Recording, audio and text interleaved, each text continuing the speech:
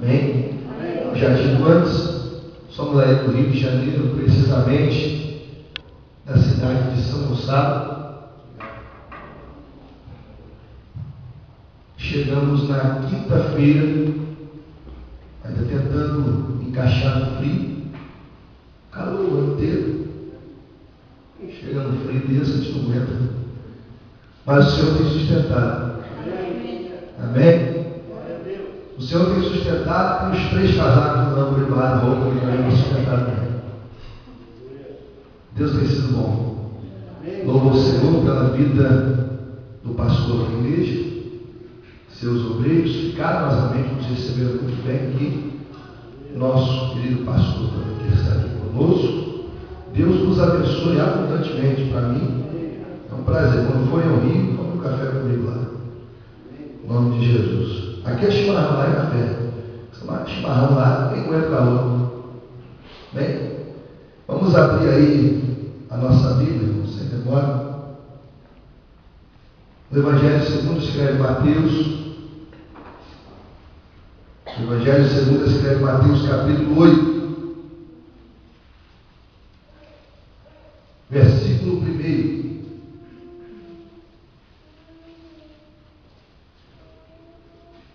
Temos aqui alguns materiais, mas no final falo disso. Princípio, Mateus capítulo 4, Mateus capítulo 8, do versículo 1 ao versículo 4. Evangelho segundo escreve Mateus capítulo 8, verso 1 ao verso 4.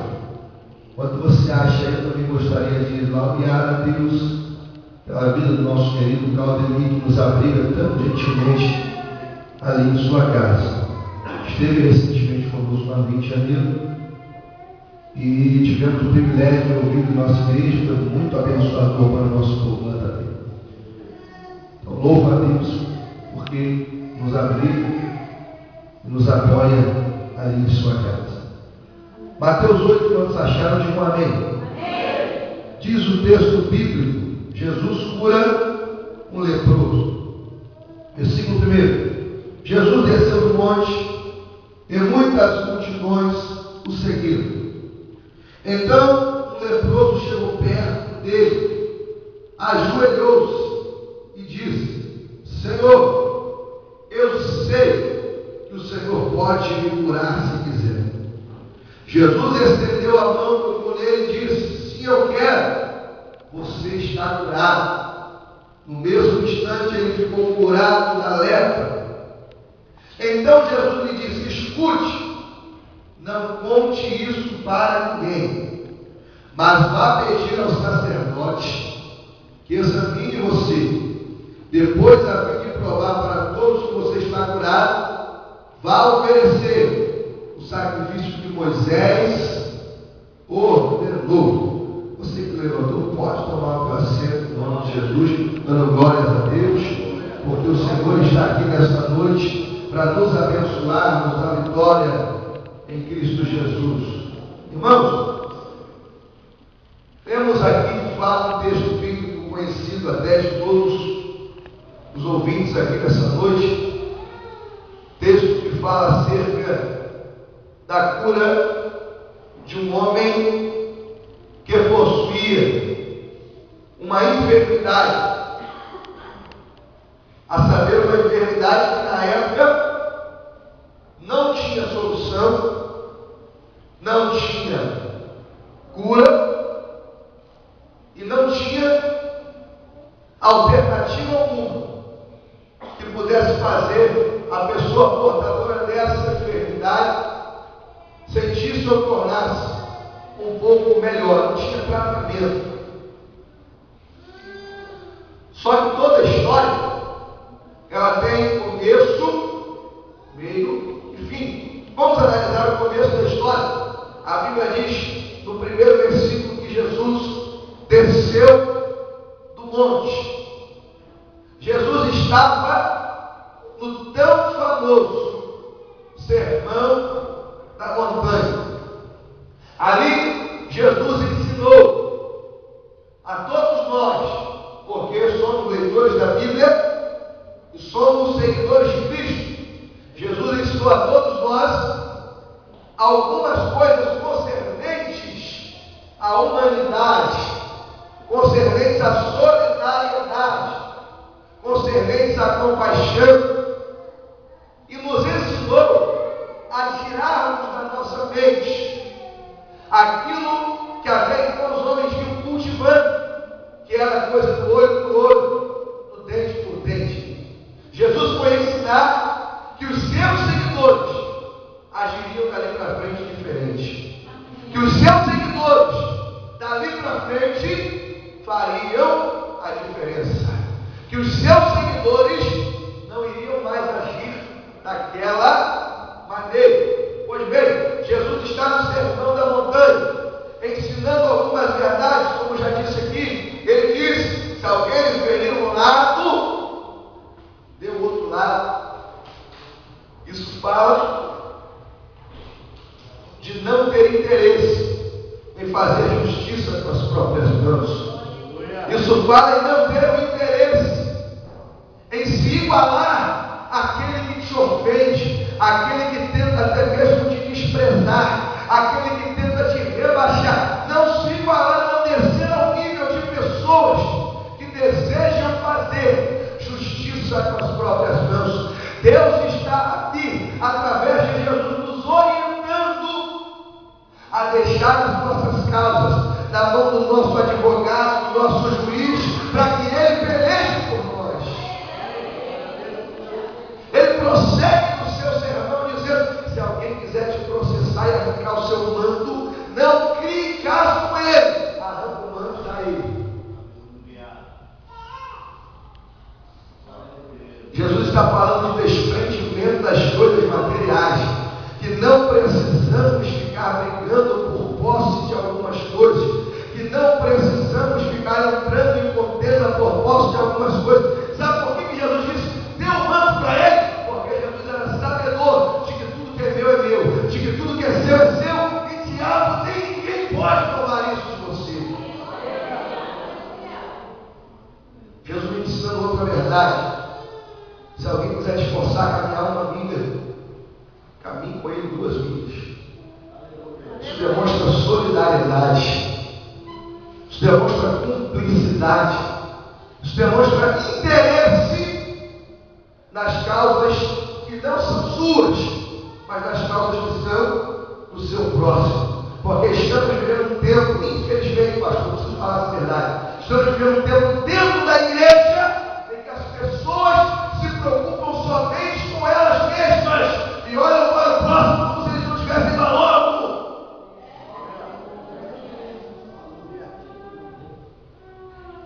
Ele vem para a igreja e ele não tem a coragem. Ele sabe que do lado da casa dele tem uma mãe que está chorando pelo filho, tem um pai que está chorando pelo filho, tem uma mulher que está chorando pelo marido, tem alguém que está sofrendo. Ele vem para a igreja e não tem coragem de tirar 5 minutos para orar pela vida daquela pessoa.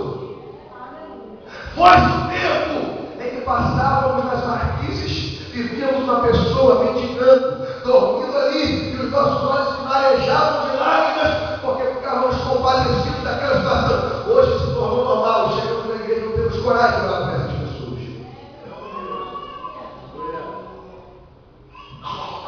E Jesus estava ensinando isso, que a necessidade do próximo é tão necessidade quanto a nossa necessidade. O próximo precisa tanto de Deus como eu preciso de Deus.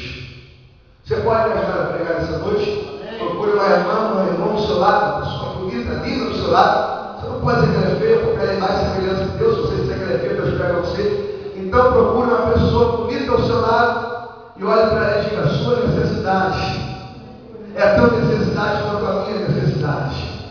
Diga para ela: agora eu preciso sorrir com você, mas eu também preciso chorar com você. Diga para ela isso. Aqueles pão e consolar é que os irmãos vivam com comunhão, que o diabo não pode apagar essa chama da igreja. A igreja precisa estar de mãos dadas para vencer tudo aquilo que estão tentando fazer conosco. Está se levantando uma perseguição contra o Evangelho do Brasil. E se não dermos as mãos, muito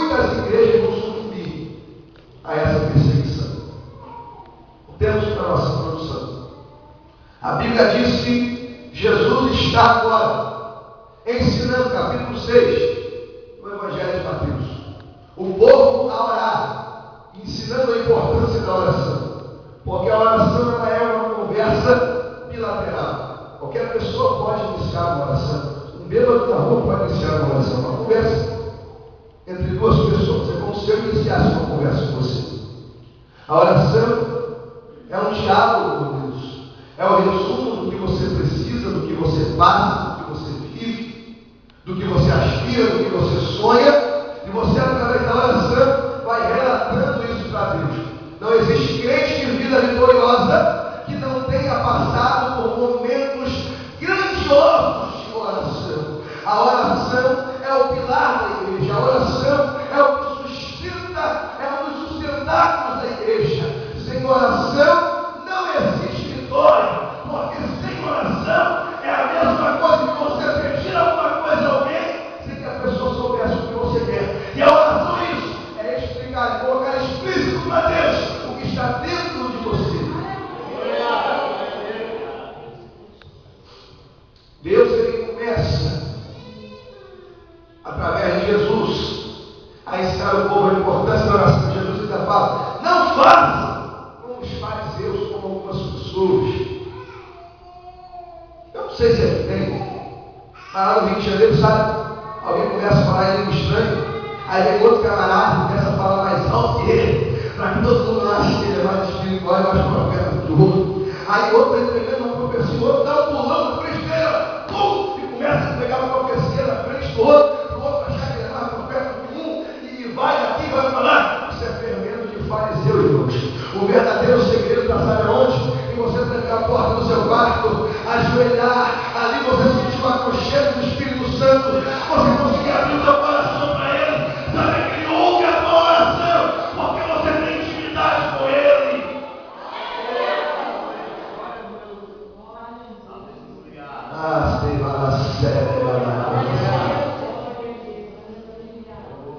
E Jesus está ensinando o povo a importância da oração.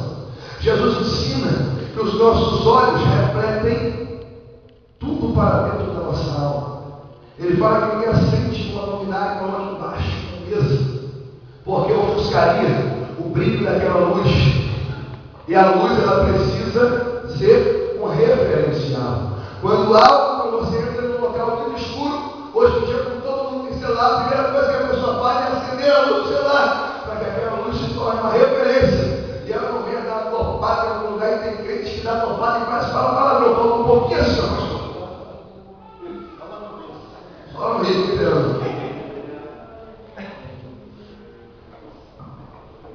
E a luz é um referencial. E Jesus estava querendo mostrar isso. Que quando os olhos conseguiam enxergar coisas boas, coisas referenciais, coisas que transmitiam luz para dentro do ser humano, coisas que deixavam a alma do ser humano iluminada, o ser humano tinha o seu interior bom. Agora, quando o camarada começa a enxergar e visualizar coisas que tornam o seu interior em trevas, a Bíblia diz que todo o corpo do ser humano se torna em trevas, se torna ruim. São aquelas pessoas que estão na igreja, mas lá lado de fora visualizam coisas que não tinham que estar visualizando. São aquelas pessoas que na igreja estão a paz do Senhor, até falam línguas estranhas, mas os seus olhos estão contemplando coisas que não deveriam contemplar.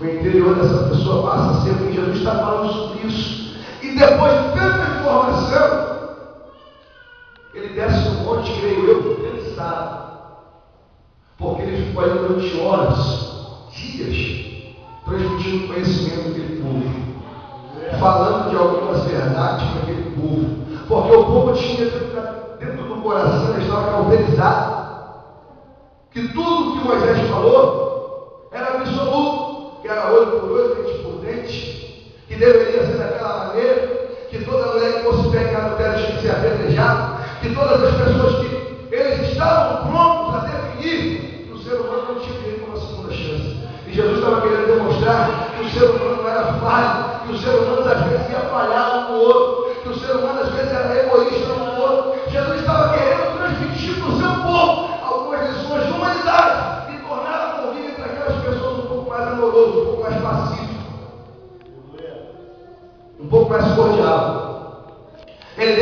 sabe por quê? Inserir algumas verdades em mentes cauterizadas de anos e anos não é fácil. Houve muitos questionamentos. Jesus teve que responder a muitas perguntas dessa mensagem.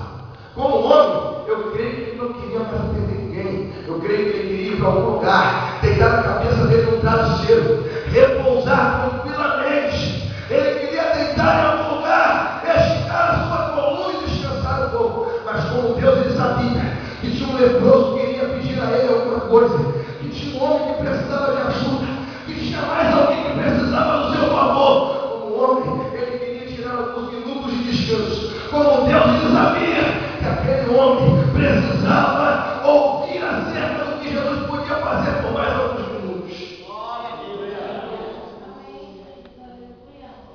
Ele desce o monte. O leproso vai até ele. Mas vamos deixar o leproso aqui por enquanto e vamos tentar entender o que acontecia com o leproso. Todo leproso, segundo a lei de Moisés, era avaliado pelo sacerdote. O sacerdote, avaliando a condição daquele homem, ele transferia, quando sabia que era lepra, aquela pessoa para dentro de um arraial. Aquela pessoa ficava confinada, porque toda a cidade tinha o arraial que confinava as pessoas de doenças contagiosas e as mulheres no seu ciclo mensal. E eles colocavam essas pessoas isoladas de um convívio com a sociedade, para que esse isolamento pudesse provocar com que as pessoas ficassem ali e não contaminassem as outras pessoas com aquilo que eles julgavam ser imundícia. O leproso foi isolado, o sacerdote avaliou, falou: olha, a sua situação não tem jeito, você vai para o isolamento, você vai ficar lá, não tem jeito para você, acabou para você, você não vai sair mais lá, não se preocupe, lá você vai comer, lá você vai beber, lá você vai ter um cantinho para dormir, mas você vai ficar isolado. Você não pode mais tocar em ninguém, se você tocar em alguém, essa pessoa se torna pura. Você não pode mais falar com ninguém que não tenha lepra, porque se você falar com essa pessoa de perto, a pessoa se torna impura. Você não pode mais ter ela no cheiro da tua família, porque senão a tua família vai se tornar impura. Você não pode mais trabalhar, porque senão quem convive com você no trabalho vai se tornar impuro. Você vai ficar isolado. Essa era a forma que eles tinham de resolver os seus problemas e de não cometer o ato de contaminar toda uma sociedade com a doença de um só homem. Isolavam o enfermo. Sabe por que isolavam o enfermo? Porque isolar o problema sempre será mais fácil de resolver o problema. Isolar situações que não conseguimos resolver é mais fácil do que tentar resolver situações que não conseguimos resolver até agora. Isolar o problema é mais fácil de resolver o problema. Você colocar sujeira embaixo do tapete, ninguém vê, vou dar uma barriguinha aqui, opa, ninguém gasta, levanta o tapete e joga a sujeira toda lá para baixo. A casa aparentemente está limpa, mas se alguém levantar o tapete vai se deparar com toda a sujeira que existe embaixo do tapete. É mais fácil jogar a sujeira para debaixo do tapete do que dar uma faxina pesada na casa. É mais fácil você chegar num ambiente que está contaminado por uma podridão, por um cheiro ruim, e começar a jogar alguma coisa que vai aspirar um bom aroma naquele lugar, do que procurar a origem daquele mau cheiro. Então, se torna mais fácil isolar o problema do que resolver o problema, porque, como já disse aqui antes, o problema dos outros não é igual ao seu problema. O seu problema é uma coisa, o problema dos outros é outra coisa. Quer ver um exemplo clássico disso? Eu citei isso em algumas igrejas. Quando temos alguém que tem problemas com droga na nossa família, tadinho, precisamos internar ele, coitado, precisa de ajuda, precisa de socorro, passamos a mão na cabeça, ele está doente, precisa ser internado. Agora, quando o problema com drogas é na casa do vizinho, aquilo é um marginal, aquilo não vale nada, tem mais do que morrer, não é boa companhia para os meus filhos. Posso apertar mais um pouquinho? Amém ou amém? Amém ou amém? Se o problema está no adultério na minha casa, eu tropecei, eu tenho um escorregão, não vai acontecer de novo, foi uma falha terrível, mas eu não vou cometer mais esse tipo de erro. Agora, se o adultério na casa do vizinho, você viu que camarada sem vergonha, você viu como ele não vale nada, você viu o que ele fez, porque o problema se torna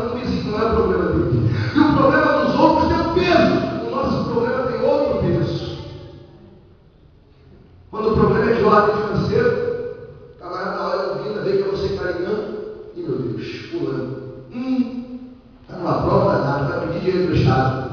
Aí mente. Diz que eu não estou em casa, não. Porque o problema é seu, não é dele. Se você vai à casa dele, fazer uma visita a ele, basta ele olhar em alguma janela e ver que é você, se ele souber que você está na prova, ele já começa a procurar um canto para ele se atirar, rolar, daí ele vira ninja na hora, porque ele começa a procurar um lugar para ele se jogar. Ele fala, fulano, está na porta, está numa prova terrível, vai pedir alguma coisa. Sabe por quê?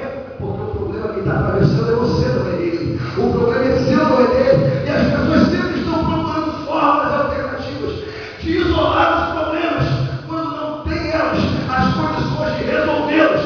Mas Jesus não é assim. Jesus, ele se depara com o seu problema e não vira as costas para ele. Jesus se depara com o seu problema e não te despede de mão vazia. Jesus se depara com o teu problema e resolve, soluciona. É isso que Jesus vai fazer na tua casa hoje. Chega de você sair do mundo abençoado como esse e chegar dentro de casa não ter força, nem autoridade para repreender a bagunça que o diabo está fazendo lá. Só que você chegar na tua casa, o diabo vai ter que ver o brilho da solução de Jesus estampado na tua face.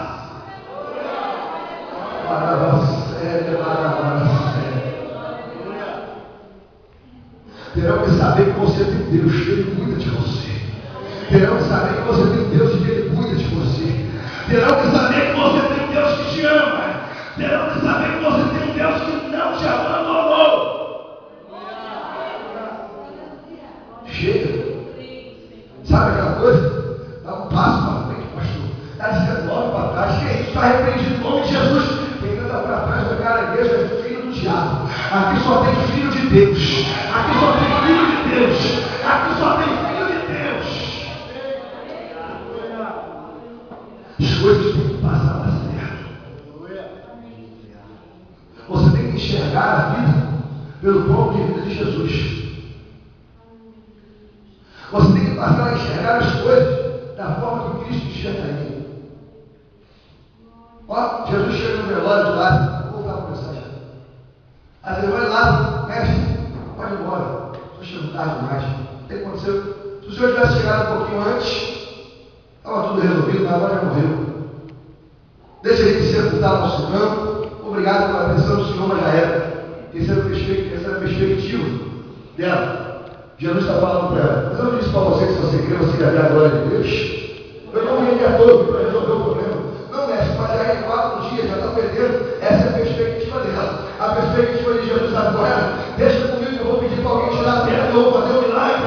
Mas já em 4 dias, meu Senhor, deixa comigo, porque o milagre é comigo. Vou entregar uma revelação para você. Você promete falar agora a Deus? Amém ou amém? Amém ou amém? Sabe por que Jesus disse Lázaro vem para fora? Porque se fala simplesmente vem para fora, saiu o cemitério inteiro. Vou ouvir glória a Deus aí. Diga para o seu irmão lá, essa pessoa bonita do seu lado. Diga para ela, ele faz. Ele faz. Dá uma sacudida nele aí para esquentar o frio. Isso.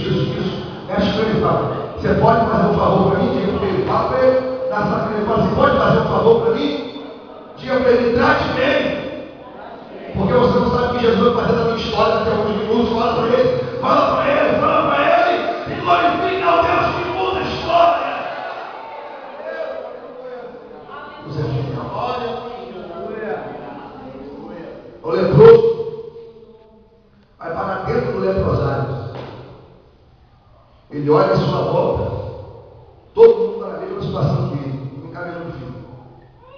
Todo mundo está na mesma situação que ele. Todo mundo é leproso. Às vezes, a melhor coisa é estarmos em lugares onde todos são iguais a nós. Às vezes, a melhor coisa é estarmos em lugares em que as pessoas estão passando pelas mesmas situações que nós estamos passando. Sabe por quê? Lugar onde todo mundo é igual a você, ninguém pode levantar o olho para dizer assim, ele canta, mas eu canto melhor do que ele. Não canta porque ele é igual a você. Lugar onde todo mundo é igual a você, ninguém pode falar, ele prega, mas eu prego melhor que ele. Não pode, porque todo mundo é igual a você. Lugar onde todo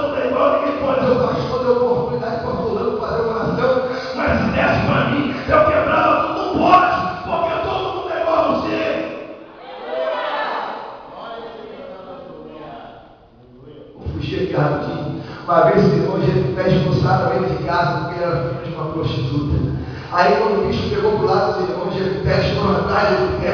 Ei, alguém sabe onde mora Jefité? Aí o cidadão daquela cidade, a cidade top, que segundo a Bíblia era uma cidade de homens violentos, homens sem caráter, homens sem uma reputação muito boa. Quando eles chegam atrás de Jefité, olha o que eles dizem: vocês viram Jefité, o filho de uma prostituta? O cidadão daquele lugar falou: espera aí, filho de uma prostituta não. Aqui em Top não tem filho de prostituta. Aqui em Top todo mundo tem pecado igual Jefité, então todo mundo é igual. Todo mundo é igual. Alto lá, veja bem, toque a sua língua quando for falar de Jefité. Posso falar a verdade, amém ou amém? Cuidado quando você for falar do seu irmão, porque o seu coração pode ter a mesma coisa que o coração dele tem. Ouvi glória a Deus, ouvi glória a Deus. Eu ouvi aleluia, eu não ouvi barulho de glória para Deus. Cuidado quando você for falar do seu pastor, porque o seu coração pode estar entrando em condenação. Tá? Todo mundo era igual leproso. Ele olhou e só via lepra. A perspectiva de um homem comum, um homem natural, ele chega no lugar onde todo mundo está doente, ele deve olhar para si mesmo e falar: agora todo mundo aqui. Tinha leproso, ele está legal. Agora, eu sou santo. O que eu vou fazer na minha vida daqui para frente? O que você é dos meus sonhos daqui para frente? Se tinha filhos, que vão ser meus filhos depois que eu morrer? Vai ser da minha família? E essa é a pergunta que você hoje chegou no culto fazendo. Porque tem uma interrogação no teu coração. Você chegou aqui hoje e você fala: Senhor, o que vai ser de mim amanhã? Porque eu não tenho condições de realizar esse projeto. Senhor, o meu casamento a cada dia que passa está esfriando cada vez mais. Senhor, o meu filho, eu já não tenho mais domínio sobre ele. Eu já não consigo mais fazer com que ele obedeça aquilo que eu venho falando. Senhor, eu não consigo aquela porta de emprego. Senhor, eu não consigo entrar naquela faculdade. O seu coração tem uma interrogação. Parece que a sua volta todos estão do mesmo jeito que você. Porque ninguém tem coragem de te estender a mão. Ninguém tem coragem de dizer: eu tiro você daí. Coragem de falar para você: olha, existe uma alternativa. Porque todos estão iguais a você, todos estão na mesma situação que você, todos estão no mesmo patamar que você, ou todos não têm a coragem de dizer para você que existe alternativa. Tanto é que quando o leproso sai que Jesus está descendo do monte, ele deve ter dito para os seus amigos: eu vou até ele, vamos comigo, porque de repente eu vou encontrar cura para todos nós. E eles devem ter dito: rapaz, espera aí, você está maluco? Como a gente tira a Luísa, você está maluco? Como é que a gente vai sair aqui da nossa zona de conforto? Bem ou mal, estamos doentes, é verdade, vamos morrer aqui, é verdade. Mas aqui nós estamos comendo, aqui nós estamos bebendo, aqui nós temos um lugar para dormir, sabe, aquelas pessoas conformistas, que elas estão vivendo uma vida derrotada, mas elas estão de cabeça baixa, aceitando tudo aquilo que estão vivendo. Elas estão vivendo um fracasso, mas estão aceitando o fracasso que está vivendo. Deixa eu dizer uma coisa para você: todos os dias que eu vou falar com Deus, eu falo: Senhor, muito obrigado por tudo que eu vivi até aqui. Muito obrigado porque, Pai, um dia o Senhor me tirou de uma casa aonde eu não tinha nada. Hoje o Senhor me colocou numa casa um pouco melhor. Hoje o Senhor me deu um pouco mais de conforto para mim e para minha família. Mas eu peço autorização do Senhor. Eu só quero dizer uma coisa para o Senhor: eu ainda não estou satisfeito, eu quero mais do Senhor. Eu quero mais do Senhor. Eu quero mais do Senhor. Eu espero mais do Senhor, porque Deus é grande. Quem limita a Deus somos eu e você. Quem põe limites a Deus somos eu e você. Deus é grande. Deus tem proporções imensas. Os sonhos que Deus projetou para você são infinitamente maiores do que os sonhos que você tem. Tanto é que o apóstolo Paulo diz: aquilo que os olhos ouviram, os ouvidos não ouviram, não chegou ao coração do homem, porque não teve sensibilidade para isso. É isso que Deus tem preparado para aqueles que Ele ama. Você ama, você te ama. Deus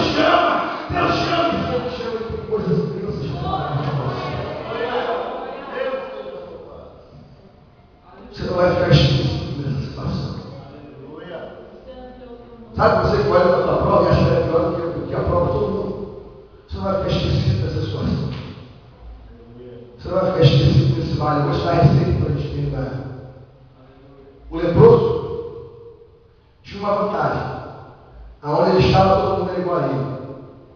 Mas existia uma coisa naquele leproso que diferenciava ele dos outros leprosos. Ele era determinado. Ele era determinado. Ele falou: eu não vou me conformar em morrer aqui e aceitar migalha, simplesmente porque eu estou